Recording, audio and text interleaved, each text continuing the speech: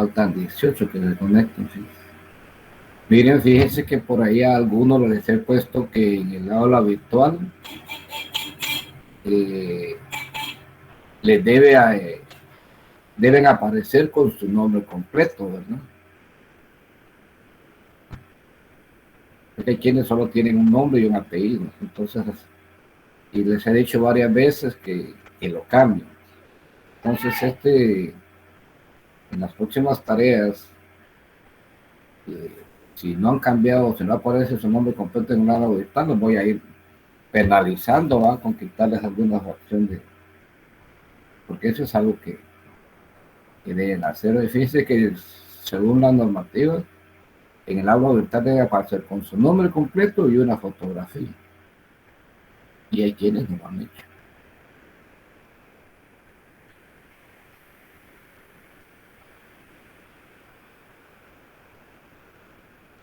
Bien, ya son las menos, ya dimos 6 minutos de espera.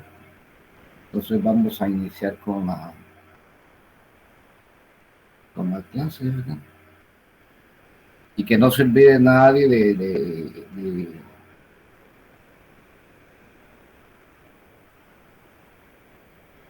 escribir su nombre para efectos de asistencia. Aunque fíjense que yo de la vez pasada vi como a 44 conectados. ¿Verdad? Y cuando ya pasé la asistencia a mi cuadro de control, resultaron que había nada más como 39. De eso quiero no. De eso. A quienes afecten a usted, ¿no? Que a mí me parecen registrados sin qué, como sin asistencia, ¿eh? Por eso que no se les olvide, oye, por favor.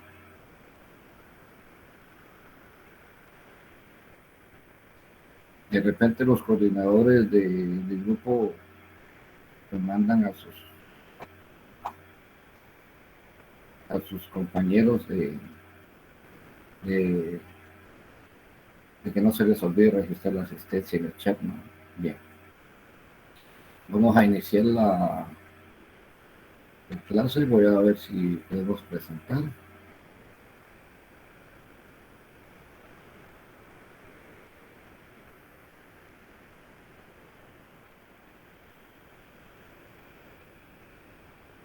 Muy buen día, Lick. Buenos días. Sara Paz. Sara Paz, ¿no? Sara Paz. Sí.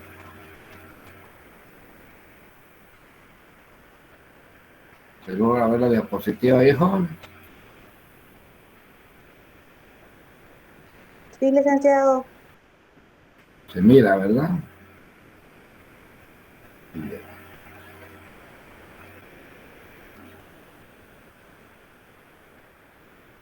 Sí, estamos bien ahí, ¿verdad? Bien. Como ustedes pueden notar, pues el tema para el día de hoy se llama oro o papel, dinero cómodo.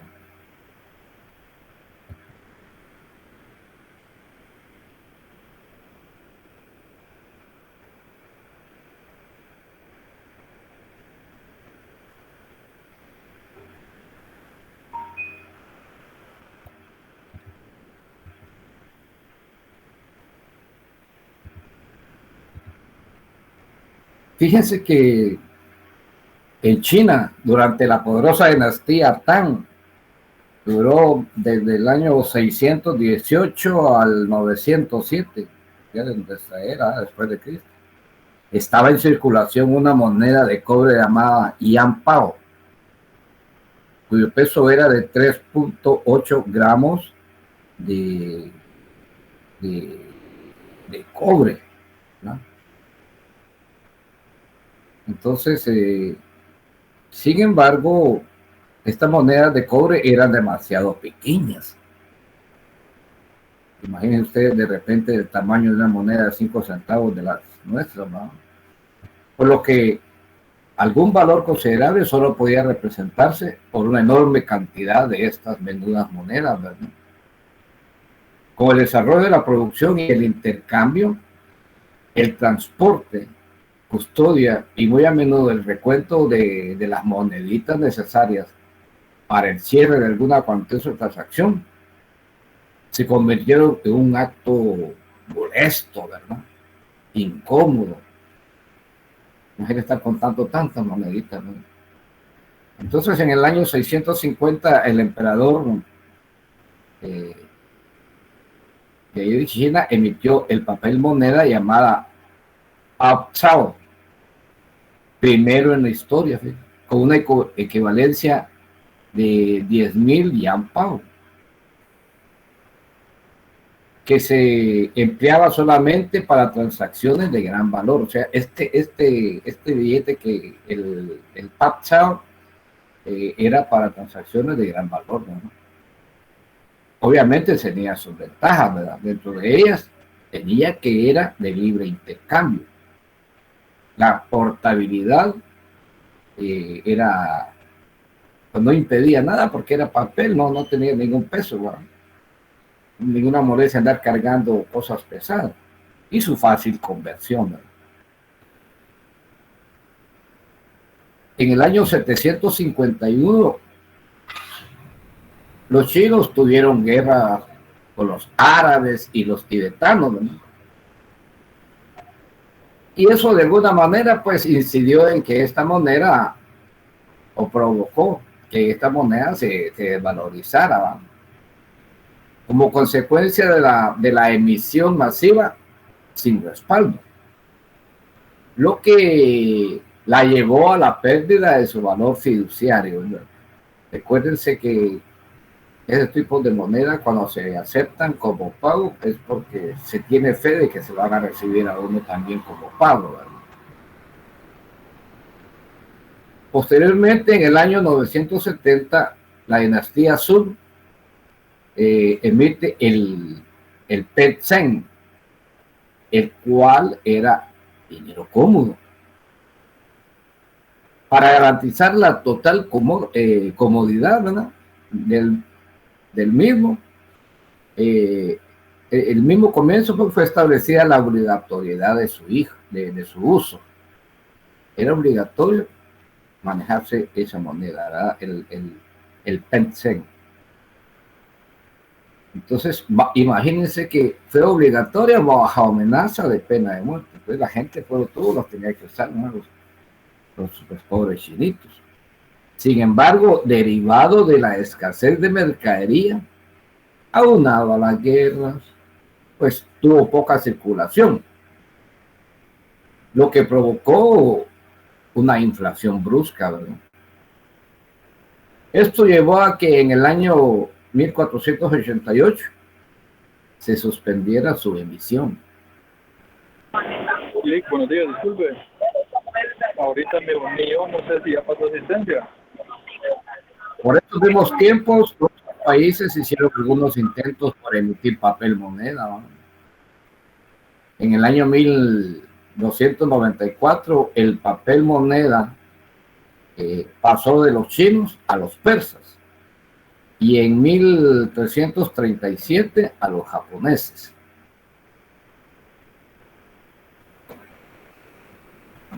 Ahí ven ustedes un Petzen, ¿verdad?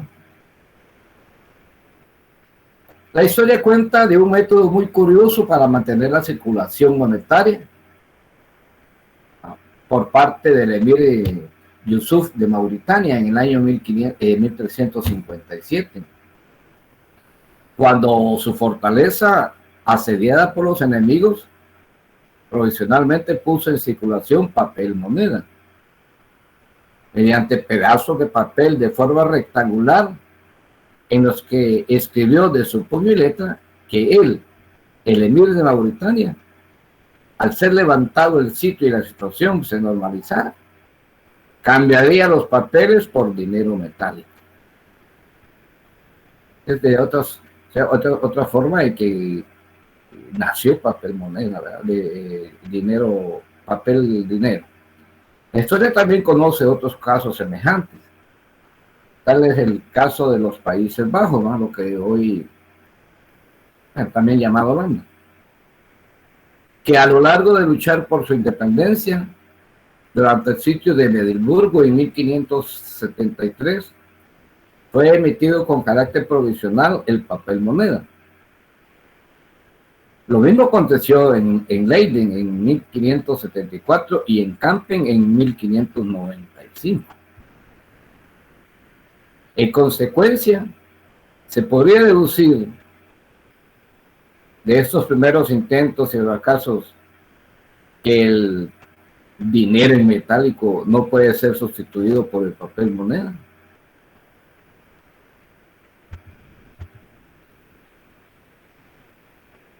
Sigamos, mientras nos respondemos, aprendemos a nosotros mismos si el papel no puede ser sustituido por el papel moneda. Vamos a ver los famosos papelillos de John. Estos papelillos de John hacen referencia a John Law. En aquella época él era un muchacho de 12 años, ¿no? Hijo de un célebre joyero, que en cierta ocasión, recuerdo que les había adelantado un poquito de esto, ¿no? Andando con unos amigos de su edad, de paseo por un bosque, los sorprendió una fuerte lluvia, por lo que tuvieron que refugiarse en una pequeña posada, donde pidieron qué comer y beber. Obviamente por su edad no cargaban dinero, ¿no?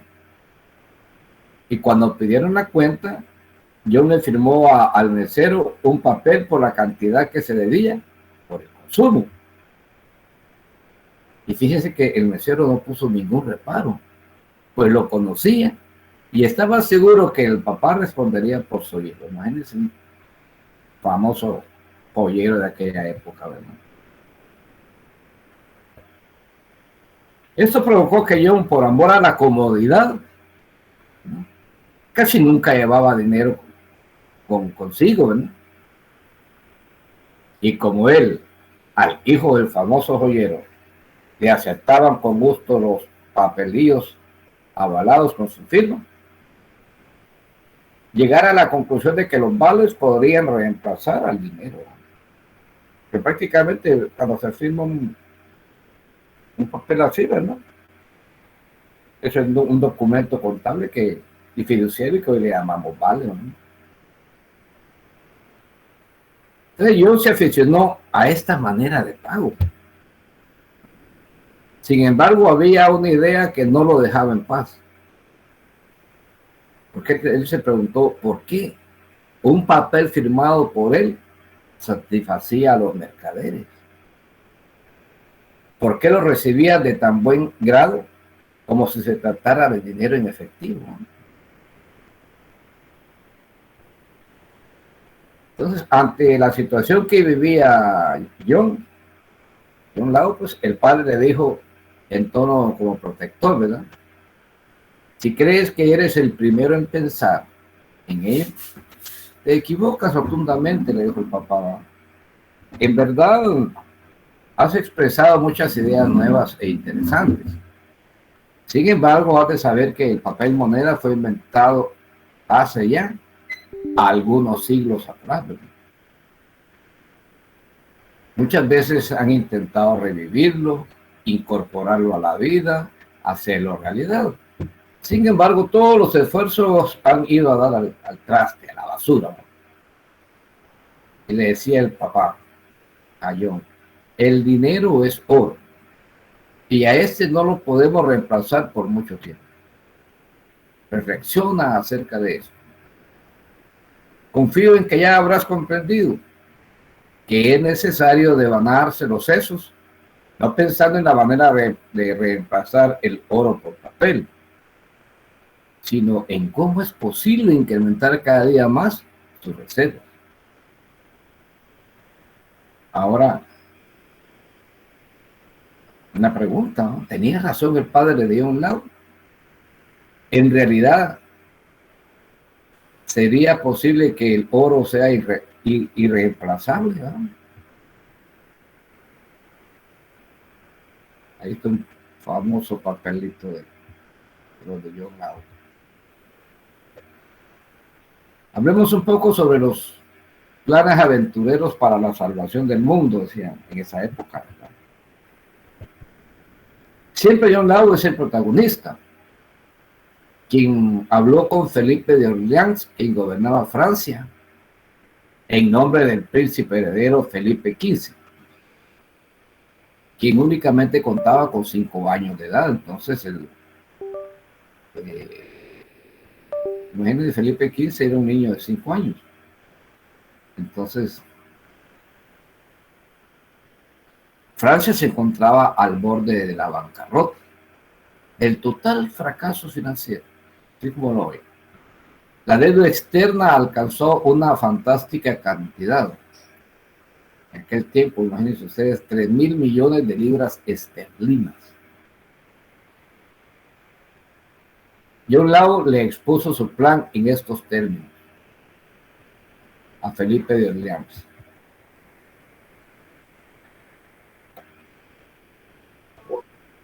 Los términos fueron de que emitir dinero, así como él principió firmando vales, ¿verdad? Dinero que representaba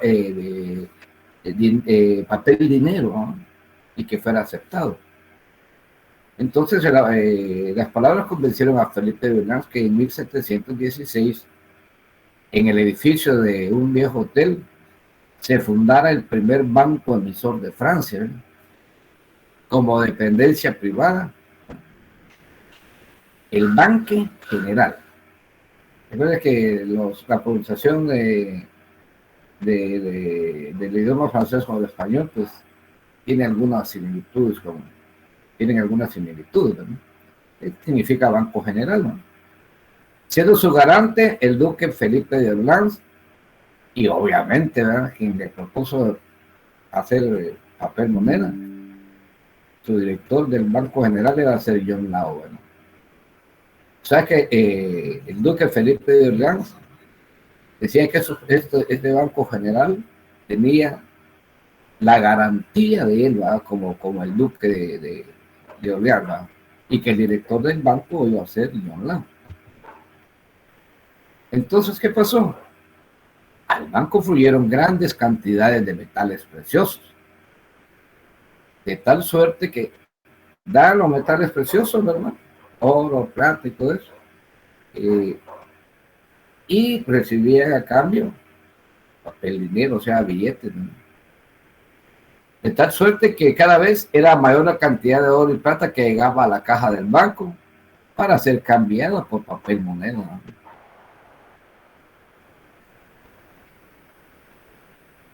En el año 1718, la agencia bancaria Law se transformó en el Banco Real bajo el nombre de Royal Bank, siendo su director también John Law. El acta real constituyente obligaba a todos los ciudadanos, imagínense, obligaba a todos los ciudadanos a aceptar el papel moneda y prohibía la falsificación bajo la amenaza de muerte, lo que obligó al duque de Noailles, el ministro de Finanzas, a renunciar, ¿no?, siendo reemplazado por el ministro de Policía, quien nada entendía del campo de las finanzas, ¿no?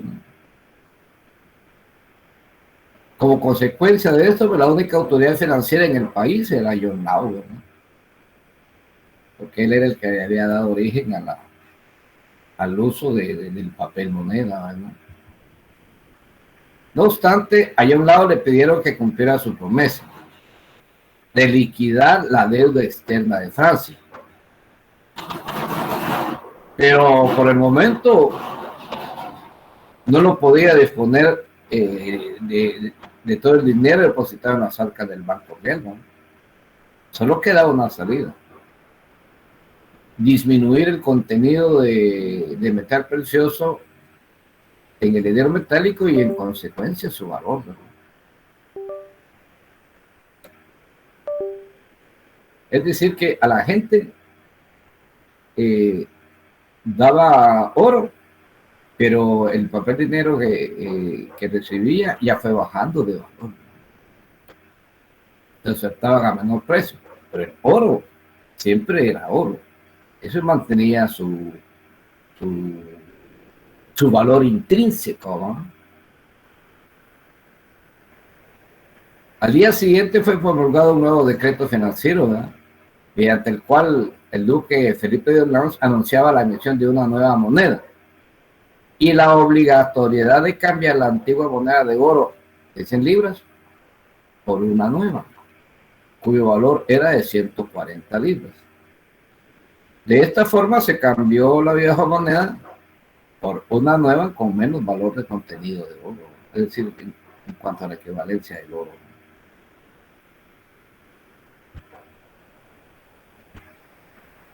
Con esta medida, John Law, con un circulante de 3.000 millones de libras esterlinas, ¿no?, representado en moneda metálica, en un 2x3, disminuyó la deuda externa en 1.200.000 libras esterlinas. Es decir que de los 3 millones, de los 3.000 millones de libras esterlinas iniciales, él había acuñado 3 por 1.4, o sea, 4.200 millones de libras esterlinas, ¿no?, de los cuales 3.000 millones habían sido devueltas a sus dueños y los 200 millones sirvieron para amortizar la deuda externa. Entonces, ¿qué sucedió? Que la confianza depositada en el papel moneda creció considerablemente, ya que estas operaciones financieras no habían afectado aparentemente el valor de la moneda. Entonces, ¿qué sucedió? Que nuevos sectores de la población se convencieron de las ventajas del papel moneda y acudieron al banco con la finalidad de cambiar por él sus reservas de oro. O sea, llevaban oro y seguían comprando papel moneda. Con todo lo anterior, Law se ganó un poderoso y terrible enemigo: los 1.200 millones de libras pertenecientes a un grupo poderoso poseedor de enormes cantidades de oro. Ellos no estaban de acuerdo con eso, dar todo ese montón de oro que tenían a cambio del papel, ¿no?, el papel moneda. En la mansión señorial del duque Conti se llevó a cabo una reunión secreta. Además del duque Conti, presidente de la sesión, estaban importantes financieros de Francia, ¿no?, Samuel Bernard, los hermanos París y Cos, jefe de la banca, y otros muchos más, ¿no? Hablemos el secreto del papel moneda. ¿Qué quiere decir esto? Que a pesar de todo, John Law se equivocó, lamentablemente, que todos se reunieron contra él, que de ninguna manera es posible sustituir el oro por papel. No, ¿verdad? John Law tenía razón al pensar que en la compraventa cotidiana, en el proceso de la circulación, el oro puede ser sustituido por cualquier objeto relativamente carente de valor, inclusive por un billete de papel. Como en el proceso de la circulación monetaria, el dinero pasa solamente a través de las manos de ciertos poseedores, que al recibirlo a cambio de su mercadería, enseguida lo entregan por otras mercancías, ¿verdad? Porque lo que venden con ese dinero van a comprar otras mercancías y se deshicieron de ese papel moneda. Entonces las circunstancias de si el dinero tiene decir algún valor o no es de poca importancia, ¿no? Aquí lo que vale es la fe depositada en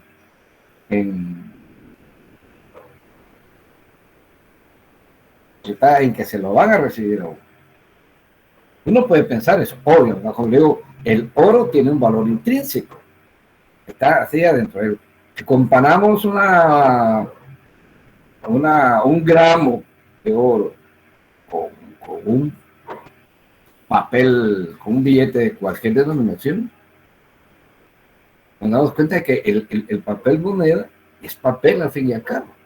No tiene valor intrínseco, más que el valor por la confianza que se deposita en él y que va a ser recibido por todos por donde ande circulando. Entonces la gente, por regla general, vende su mercadería no para guardar después el dinero obtenido, sino para comprar con él otras mercancías. Por consiguiente, la circulación de mercancías se puede llevar a cabo perfectamente con la ayuda del papel moneda, el cual no tiene un valor intrínseco elevado, pero puede actuar en lugar del oro si se observa rigurosamente una condición de suma importancia.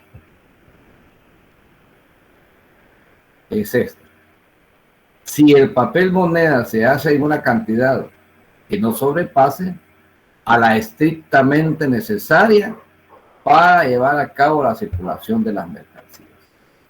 ¿Qué significa esto? No emitir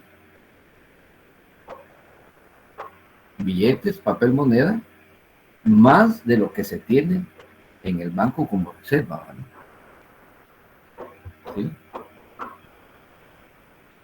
De esto surge la siguiente pregunta: ¿cuánto papel moneda es posible emitir?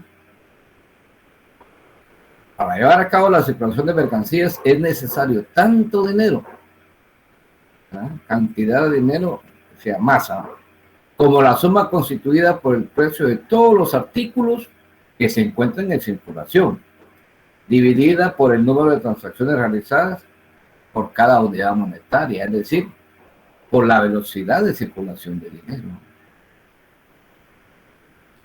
Entonces, ¿cuál sería la situación en el caso de poner en circulación papel moneda? ¿Qué cantidad de papel moneda debería ser emitida? El papel moneda sustituye al oro. Independientemente de la cantidad emitida, el papel moneda solo reemplaza la cantidad de oro indispensable para llevar a cabo la circulación de mercancías. Es decir, para se dé ese proceso de compra-venta. En esto consistió el fatal error de John Law. Inscribió en cada billete de banco un valor arbitrario sin tener en cuenta la cantidad de oro disponible ni la velocidad de circulación de dinero. Entonces, ahí fue donde él se equivocó, ¿verdad? La idea de emitir papel moneda, pues genial, ¿verdad? Pero ¿cuánto emitir? Y ahí fue donde él tuvo ese. ¿Por qué? Porque emitió tanto papel moneda sin tener, o sea, arbitrariamente, sin tener en cuenta cuánto oro tenía guardado, ¿verdad?, en el banco, como para respaldar esa cantidad X de billetes que él emitió, ¿verdad? El fenómeno que consiste en emitir papel moneda en una cantidad superior a la necesaria para llevar a cabo la circulación, lo cual produce una brusca elevación de los precios que le disminuye capacidad de compra al papel moneda, es lo que comúnmente le llamamos ahora inflación. Eso es sencillamente. Es decir, cuando hay más dinero sin respaldo. Esa es la cuestión. Bien.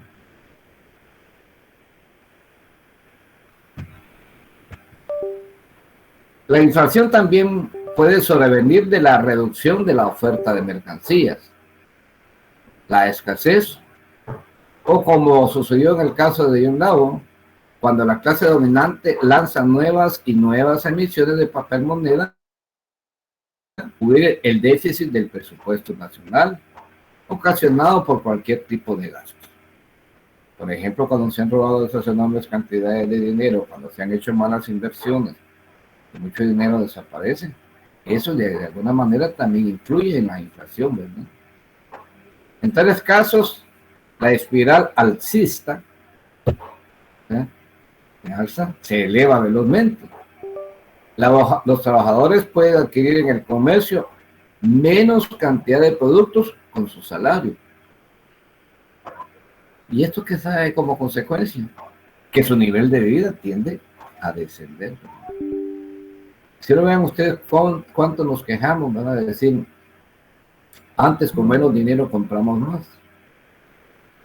Y ahora que se gana tanto, compramos menos. Es precisamente por este efecto.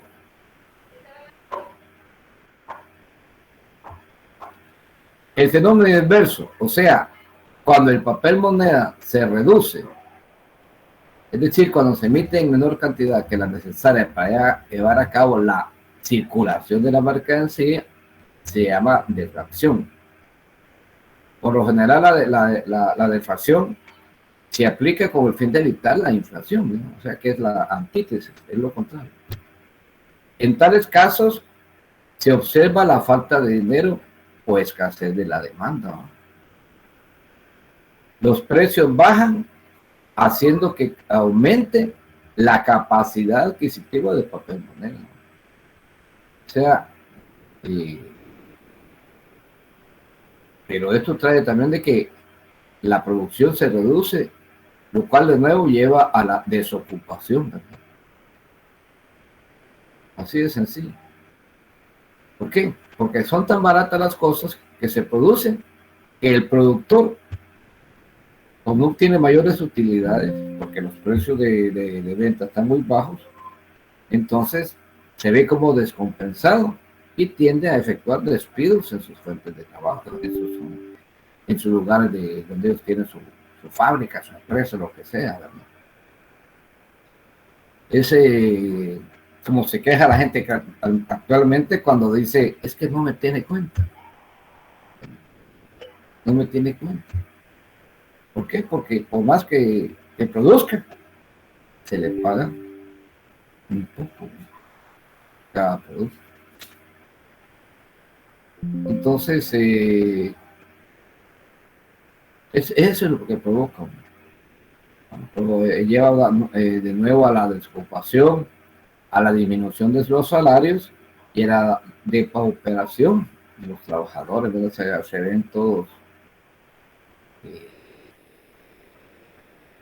desanimados, ¿verdad? Verse entre un empleo o quedarse sin empleo si son trabajadores, ¿verdad? O atenerse a las consecuencias de lo que le quiera pagar el patrono, ¿no? Bajo la excusa de no puedo pagarte más. Mira cómo están debajo los precios de las mercancías. Entonces, eso no me deja mayor utilidad. Entonces, bajo esos argumentos, todo eso afecta a los trabajadores también, ¿verdad? Papel u oro. De todos modos, la gran aventura financiera de un lado no fue inútil. ¿Por qué? Porque los economistas llegaron a ciertas conclusiones. Desarrollaron y perfeccionaron la idea de este y la pusieron a prueba en sus respectivos países.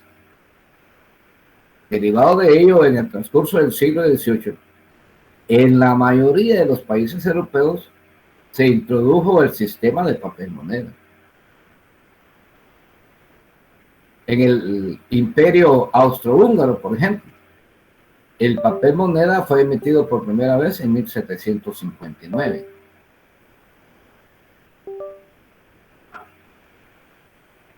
O sea, el Imperio Austrohúngaro fue Austria, Hungría, ¿no?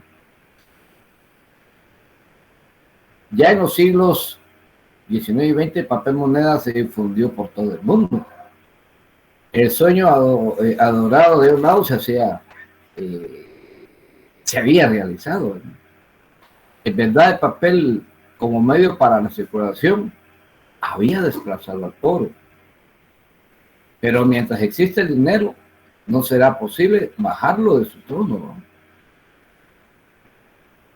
Al oro. El medio para la circulación mercantil entre países era el oro. Y además en cada país los billetes de banco cumplían el papel de sustitutos del dinero de valor pleno, o sea, del oro. Cada billete de banco se señalaba expresamente su respaldo en oro. Pero sabían que tenían ese oro ahí, ¿verdad? Es decir, aquella cantidad de oro que este billete reemplazaba o representaba. Así en la década de los 80, en el siglo XX, un dólar americano representaba 0.888671 gramos de oro. O sea que ni siquiera un gramo de oro, ¿no? Una libra inglesa representaba 2.4 y fracción gramos de oro. El franco francés, 1.18 gramos de oro. Y así, ¿verdad?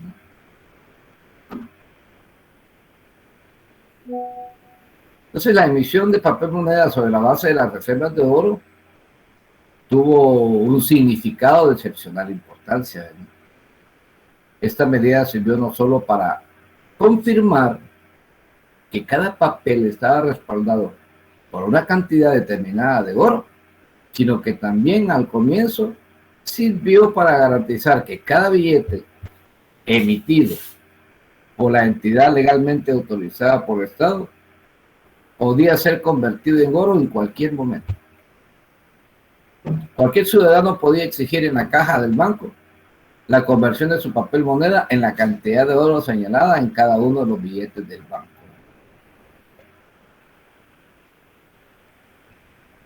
Sin embargo, durante la Primera Guerra Mundial, ¿no?,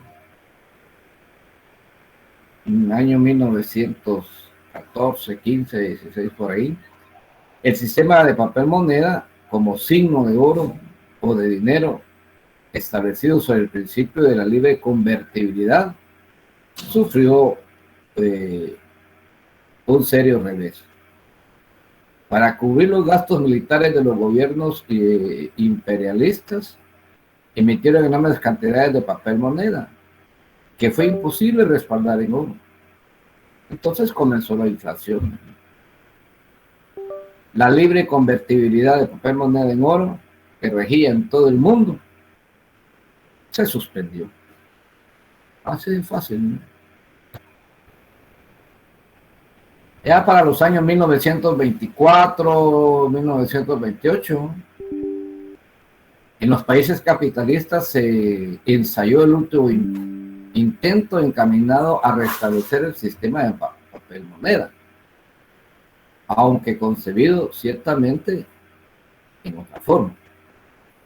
Fue introducido el sistema de barras de oro, cuya esencia consistía en que el banco emisor señalaba hacia en la parte superior del billete del banco una suma determinada y se comprometía a cambiarlo en cualquier momento por un lingote de oro. En Inglaterra, por ejemplo, era posible convertir en oro los billetes de banco solo en el caso de que su suma total fuera superior a las 1.400 libras esterlinas. En otras palabras, los poseedores de papel moneda de poco valor fiduciario no tenían derecho a convertirlo en oro. En cambio, los capitalistas que disponían de gran cantidad de dinero, sí, ¿verdad? Entonces, ¿por qué? Porque de esta manera estaban asegurados ante el peligro permanente de la devaluación, ¿verdad? Con todo y esto, pues la inflación hizo fracasar estruendosamente el sistema.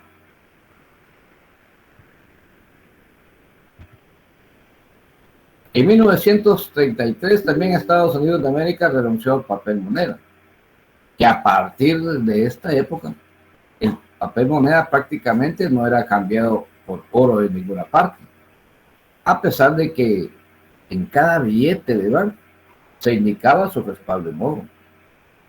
De esta manera, los círculos capitalistas dominantes quedaron en mayor libertad de poner en práctica la política antipopular ¿verdad? Porque no es nada bueno, de la inflación. En los años de la Segunda Guerra Mundial, la devaluación de la moneda alcanzó tales límites que dejó muy atrás la fantasía más atrevida de la época. En Hungría, por ejemplo, a consecuencia de la especulación de los capitalistas durante esta Segunda Guerra Mundial, la inflación alcanzó tal magnitud entre los años 1939 y 1946 que después de la liberación, el 1 de agosto de 1946,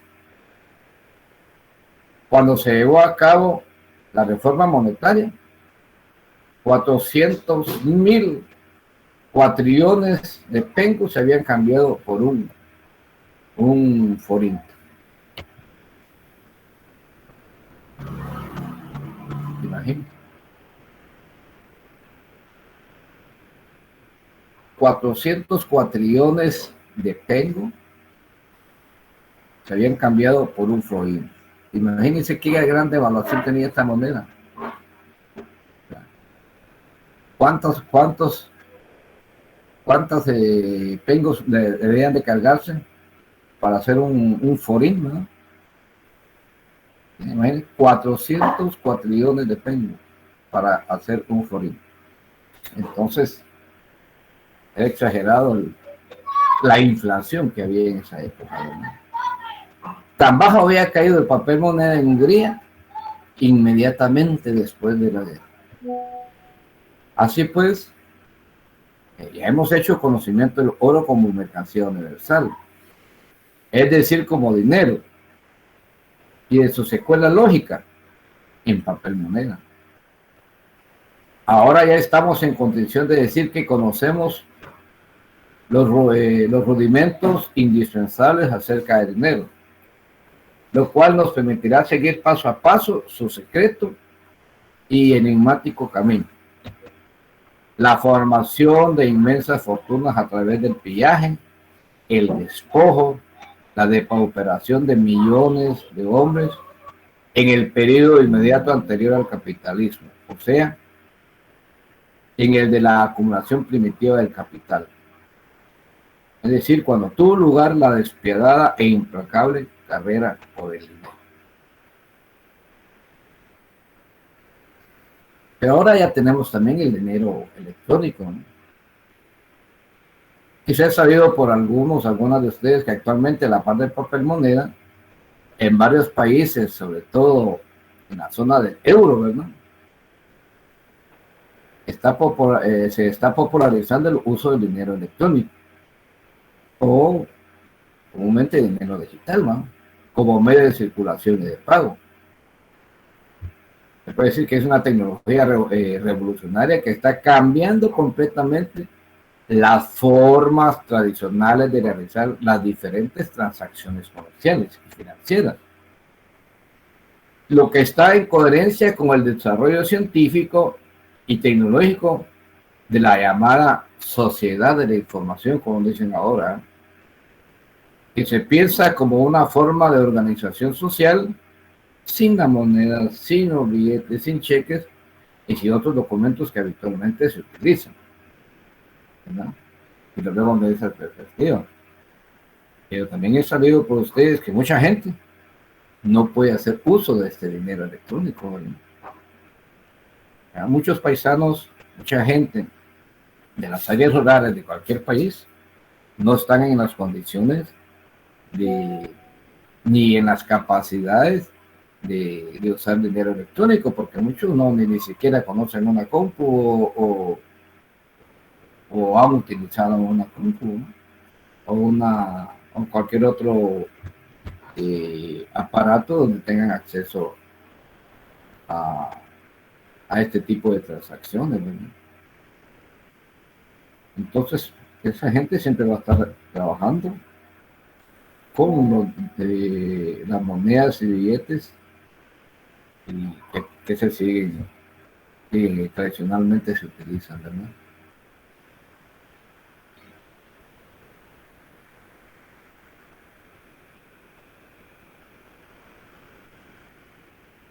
En forma dineraria, o sea, dinero, esta forma dineraria se encuentra contenida en una tarjeta con un microchip incorporado, ¿no? En el caso de las tarjetas de crédito, ¿no? Parecido, mejor dicho, a la tarjeta de crédito o de las tarjetas de transurbano, que puede recargarse en cualquier momento, ¿no? A través de ese chip. Esta forma electrónica del valor está determinada por el desarrollo científico y tecnológico que impulsa el proceso de la globalización económica desde la segunda mitad del siglo XX, en el cual las tecnologías de la información están revolucionando la vida misma, especialmente las operaciones financieras que se utilizan a cada momento, sin que existan fronteras políticas para ello, ¿no? Con lo cual, esta fuerza social, pues, influye poderosamente en las aperturas económicas expresadas supraestructuralmente en los tratados de libre comercio, con lo que se legaliza progresivamente el movimiento libre de los capitales en su forma de mercancía y dinero, como el caso de los que se suscriben con el continente americano y el resto del mundo, ¿verdad?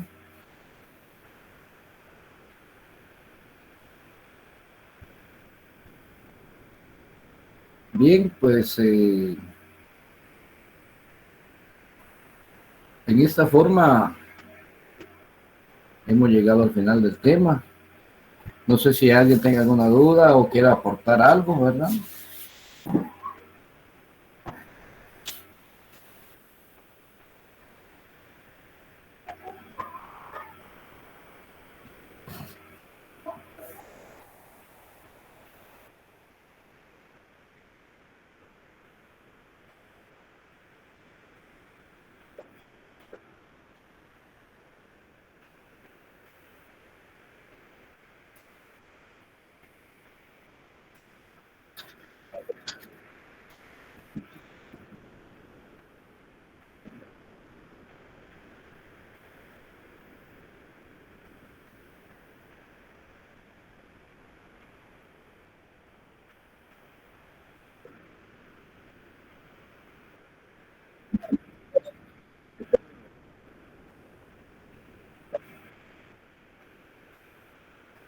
Claro, claro.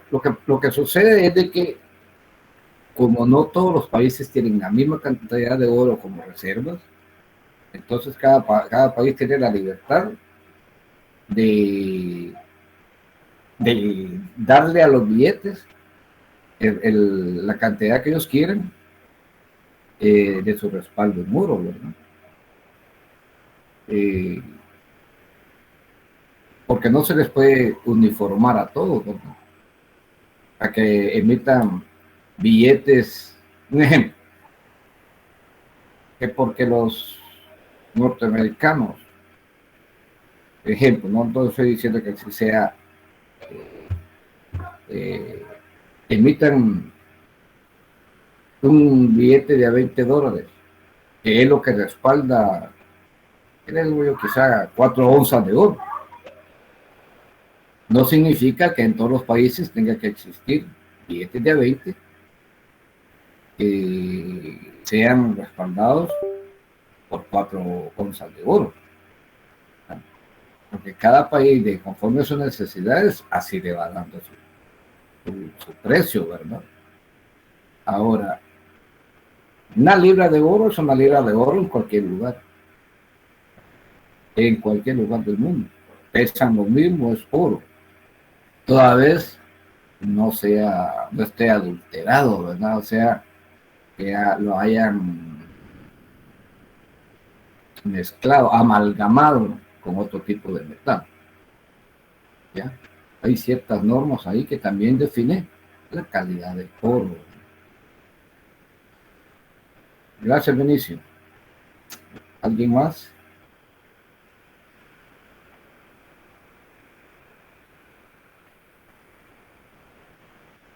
¿Están conectados, jóvenes?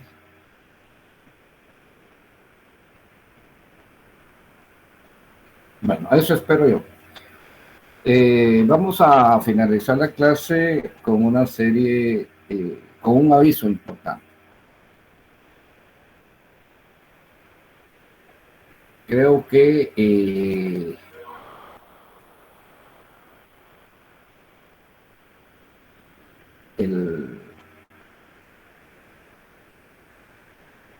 ahorita voy a ver, no sé si es el... Licenciado, una pregunta. El 27 tenemos examen con usted, ¿verdad? Sí, el 27. Si eso estaba bien. Eso estaba bien. Gracias. Vaya, miren. Entonces, sí, el 27. Entonces, ¿qué va a pasar con esto? Yo quería ver el día porque acabo de recibir el calendario a través de correo y no había visto cuándo nos tocaba. Entonces, porque si nos tocaba el próximo sábado, entonces el parcial iba a consistir sobre estos primeros 4 temas que hemos visto. Pero como es hasta el 27, entonces el examen parcial va a consistir en los primeros 5 temas, ¿verdad?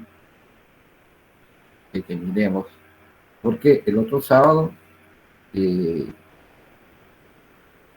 hay que llegar prácticamente los 2 siguientes sábados allá al centro, ¿verdad? En unos cursos a evaluarse y en otros cursos a recibir clases, ¿verdad? En el caso del 20, pues conmigo, pues, en mi curso vamos a recibir clases, ¿no? Y el 27 va a ser al revés. En los cursos que tuvieron examen que no tuvieron examen en este sábado que viene, se tendrán el 27, ¿verdad? Y viceversa. Los que se examinaron el 20 tendrán clases el 27. Entonces, eso es lo que sí les quería decir y de aviso, ¿no? Esto de alguna manera nos da un poquitillo de más chance. Yo les sugiero a ustedes que de ahí viene la importancia de la seriedad con que se hacen las tareas, ¿no? Porque las tareas se hacen bien hechas, entonces de ahí vienen, y ya es un material para estudiarlo, ustedes mismos los tienen ahí. Pero hay algunos que hicieron tan mal la tarea que para el examen van a tener que volver a leer los libros, los capítulos de cada libro. ¿Por qué? Porque los hicieron solo por salir de paso, ¿no? Y ahí están las consecuencias de algunos que tienen en las tareas tienen varios punteos muy bajos, ¿verdad? Pero es por eso, ¿verdad? Hacer un cuadro PIC no es únicamente poner un aspecto positivo, un aspecto negativo y un aspecto interesante. Y yo de un capítulo de un libro o un vídeo hay tanto que jalar, ¿verdad? Entonces, en el caso de las tareas universitarias, el que se alimenta de migajas todo el tiempo se va a mantener con hambre. ¿Qué significa esto? Que el que hace malas tareas siempre va a sacar punteos bajos. ¿Verdad? No solo en el curso, sino que en cualquier curso, ¿no? Entonces, hay que esforzarse más en mejorar la calidad de las tareas, ¿verdad? Hay quienes se preocupan más por llenar la hoja de figuritas, ¿verdad? Que de información, que es la que se pide. A mí no me interesa que me manden conmigo las hojas llenas de figuritas. A mí lo que me interesa es que me manden las hojas llenas de información, ¿verdad? Dependiendo de lo que se les pide. ¿Bien? Cuando hagan los organizadores gráficos, recuérdense que cada una de estas figuras que se utilizan para elaborar el organizador gráfico deben estar conectados con líneas o flechas, ¿verdad? Pero no simplemente colocar la flecha, lo que, como les he dicho, hay algunos en las tareas, ¿verdad? Por ejemplo, el neoliberalismo. Un cuadro neoliberalismo, el título principal es este.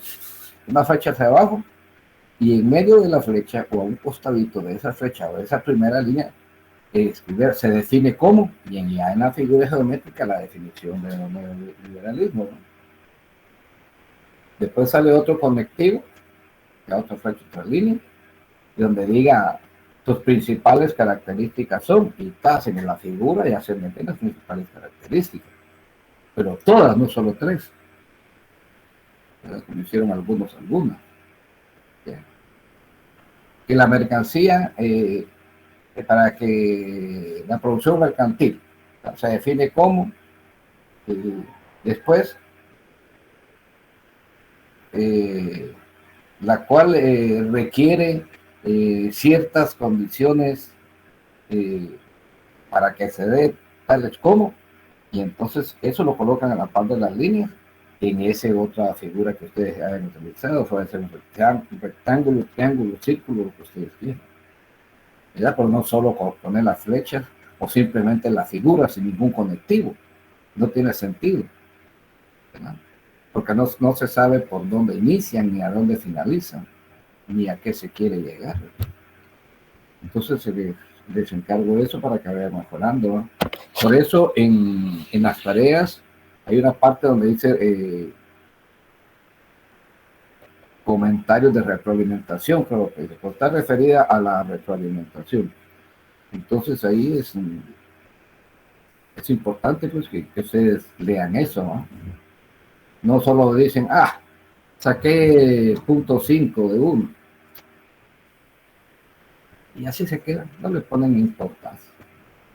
No leen la retroalimentación que se les da ahí en cuanto qué aspectos deben mejorar, ¿verdad? Entonces, nos vemos el próximo sábado ya, jóvenes. Vamos a ver qué salón de clase nos dan, ¿no? Que no nos vayan a dejar ahí en la cancha nuevamente. Vamos a ver qué pasa, ¿verdad? Lo bueno